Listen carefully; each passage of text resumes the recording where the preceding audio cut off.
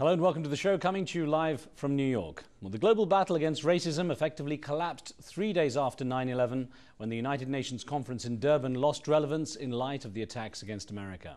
Ironically, the US had walked out of the conference in South Africa after arguments over language concerning Israel's treatment of the Palestinians. In spite of that gathering in Durban going nowhere, a follow-up conference nicknamed Durban II has been planned for 2009. As might be expected, the preconditions being set by some nations have already brought into question the value of such an event. On today's show, we ask, how can global consensus be reached without the full backing of America and other Western powers? And does this signal a deep East-West divide when it comes to tackling racism? We want to hear from you. From London, I'm joined by the chair of the Islamic Human Rights Commission, Massoud Shadjareh. He argues that Durban II has the ability to send a moral message out to the world and help foster real achievements in the long-term battle against racism. Here in New York, I'm joined by the executive director of UN Watch, Hillel Neuer. He believes that Durban II is already on the wrong track and that the only way to salvage the conference is for Western nations to step up their threats of a possible boycott. Gentlemen, I welcome you both. And Massoud in London, I'd like to start with you, please, with a question as to how effective can this conference be? Is it really worthwhile holding Durban II, considering there seems to be so many obstacles in the way already? Well, there always have been obstacles in the way of trying to eradicate racism, and indeed, you know, the history is a sort of a testimony to that. And I don't see that this is actually anything other than that. But I think it's very important that we will continue. Should march forward and try to create consensus among those who are willing to come together and reach consensus. And we should really be able to discuss and move forward against all forms of racism, xenophobia, and really to set up some sort of moral platform, which the world needs very badly. Well, can you move forward, though, if you don't have the participation of major countries, America, Israel, Canada, China maybe? You know, it seems to be the hit list is pretty bad when it comes to who isn't or might not come. Well, I think the fact is this: you cannot force people to attend conferences, and indeed, you know, if people are not going to come forward for such an important issue, I mean, really, I think no nation could openly and publicly claim that they are pro-racism. And indeed, we all over the world, be it third world or Western nations or anywhere else, we do have legislations, and we try to move forward on anti-racist sort of policies. But the fact is this, that while we're doing that, still governments both in East and West and all around the world, unfortunately, letting us down very badly. Ordinary citizens are being let down by the governments. And now we see that yet again, some governments are pressurizing others to sort of abandon this sort of world call for eradicating and moving against one of the probably oldest diseases in the world, which is racism. Okay. Well, let's bring in Hillel Neuer here, and to switch hats and play devil's advocate as a journalist as I do, surely it's the responsibility of major powers such as America and Israel to go and say, look, you know, we want to try and find a resolution. Just boycotting the conference is surely going to be counterproductive in real terms, in terms of dealing with racism. Well, let's be very clear about who's driving Durban II and the direction they'd like to take it. You know, the world's most intolerant and repressive regimes are seeking to indict the world's most tolerant democracies. They're seeking to restrict the principle of freedom of speech. They're seeking to demonize Israel. You know, just like in 2001, the noble cause of human rights, the noble cause of anti-racism are being hijacked by a radical political agenda. You know, our organization has been fighting for years for the anti-racism cause. Our founder, Morris Abram, marched arm in arm with Martin Luther King Jr. to fight for black equality. But for those of us in the anti-racism cause, the spectacle of seeing another Durban fiasco would be a major setback. You're making it sound like it's all the world against America and Israel. Well, absolutely not. There's, it's not just America and Israel that are the targets here. There are several things happening at Durban. There's an African agenda, which is against colonialism and imperialism, but a very specific one against Western states. There's no mention, of course, of Chinese colonialism and repression in Tibet. There's no mention of Russian imperialism that killed millions in Ukraine and other places.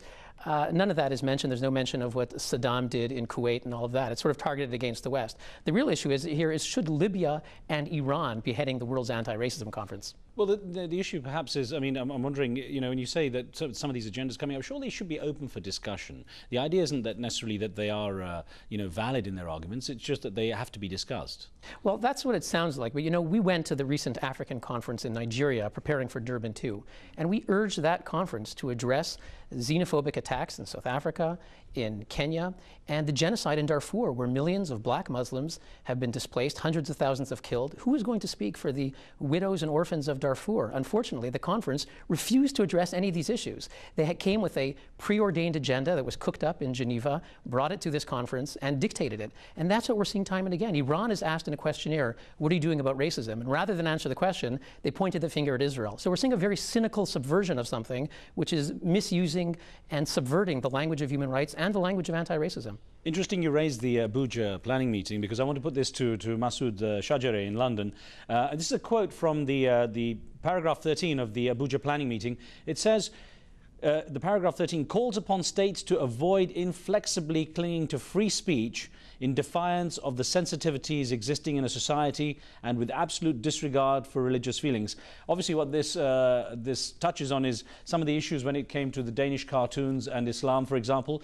What this is saying to some degree is that free speech might be or should be curtailed in order to be sensitive to religions. What do you think that does for the true idea of free speech?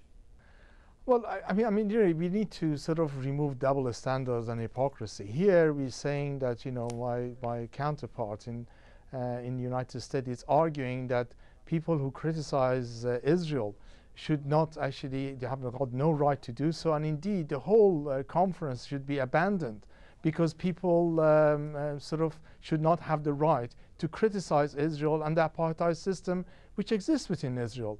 I mean, you know, the facts are very clear right across the world. What is happening in Israel? When you look at the number of people killed on both sides, when you look at the ability of people to have access to water, to employment, and basic needs of any human being, you see there is an apartheid system is actually in place. Now, we have got the right to speak against that, but we are being denied that. What we are saying, and indeed I think what we need to move forward to say that, you know, we need to have certain standards.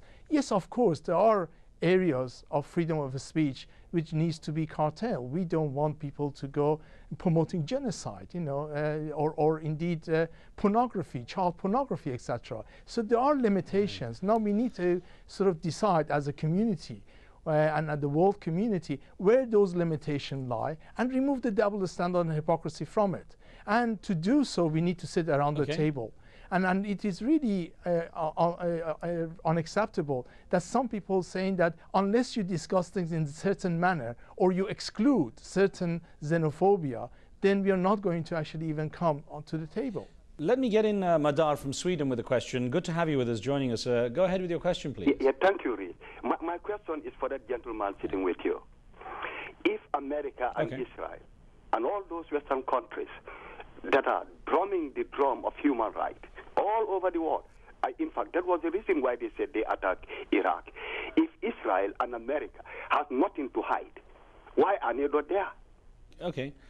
The question being put out by our caller in Sweden is that he's saying that if there is nothing to hide, then Israel and America should have no reason not to go. I'd broaden it a little bit and say, surely Israel, America and other nations who are considering not going could have the confidence to say they can debate this and even take on some of the people you've criticized, such as Iran and Libya. Well, you know, the way it's been described is that this is an open and free discussion and people talk about it in a rational way and people listen to each other and so forth. Well, it's preposterous. The way things work at the United Nations is that there are certain regional blocs that entirely control and dominate the debate, and they have an automatic majority and they get what they want. You look at the Human Rights Council, which is controlling the overseer of the Durban Conference. You know, they have systematically ignored the world's worst human rights abuses. The only things that they've been doing mostly has been attacking Israel. They haven't been addressing women's rights in Saudi Arabia. They haven't haven't been addressing human rights violations in China. They haven't been addressing the incitement funded by Iran of Hamas and Hezbollah. And the fact is that the very countries that are complaining about non-participation are those who have excluded Israel ever since the Asian regional group started at the United Nations, have systematically excluded Israel from the table. So it's kind of ironic for these countries to talk about non-participation. I'm going to try and get a caller in, but briefly before I do, what you seem to be doing is mixing some political issues, such as Hamas-Hezbollah, with particular racism issues. Well, absolutely not. Hamas and Hezbollah are some of the most racist movements in the Middle East, and if not in the world. The Hamas Charter talks about killing Jews. Hezbollah talks about Israel as a cancer and killing Jews, and how Israel makes it easier to kill Jews. You had Ahmadinejad, who funds both of these groups, giving his incitement yesterday and inciting to genocide. I mean, these are some of the real issues of racism that will never be dealt with because of the majorities that control these sessions. I'm going to bring in, Massoud, hang on one second. I'm going to bring in Hans from Paris with a question. Hans, what would you like to ask? I'd like to ask something concerning racial equality in America. How long has it been going on? And secondly, I'd like to point the finger a little bit about the attitude of America towards Saddam Hussein. It seems to me that America upheld Saddam Hussein as long as there were aggressions towards Iran. And now the Americas have come to save Iraq. I find that a little bit disconcerting. Okay, Hans, thank you for that. What I'm going to do is try and get to an answer to that after we take the short break. We're going to be right back with more of our debate after this. First, our team took to the streets of London to get your thoughts on this issue. This is what you had to say. I think it's a question of going back to basics. People need to take more time to actually just think about other people, stop thinking of themselves first. Everyone is the same. There is no differences, and don't judge people by colour. I think we're working on it already now in schools, trying to have multiracial teachings, and it's just getting a better understanding. Globally, I'm not sure. Here, certainly. In this country, absolutely. In America, definitely.